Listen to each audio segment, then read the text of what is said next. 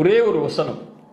உங்கள் வாழ்வில் கவலை ஏற்படும் போது, உங்கள் வாழ்வில் பிரச்சனை ஏற்படும் போது, உங்களை இந்த உலகம் எதிர்ப்புகளால் பிரச்சனைகளால் சூழும் போது, உங்கள் வாழ்வு இனிமேல் நகருமா, இதோ என் வாழ்வு முடிந்துவிடக் கூடாதா என்றெல்லாம் நீங்கள் எண்ணும் போது, எனக்கு இந்த உலகத்திலே யாருமே இல்லையா கை கொடுக்க தோள் கொடுக்க, இருளிலே வாழ்கின்றேனே, வெளிச்சம் ஏற்படவே செய்யாதா, என் பிரச்சனைகள் நீங்கவே செய்யாதா என்று எண்ணி புலம்பி தங்களுடைய வாழ்வை முடித்து விடலாம் என்ற எண்ணம் ஏற்படும் போது, இந்த ஒரு வசனத்தை மட்டும் குர்ஆனில் திறந்து படியுங்கள்.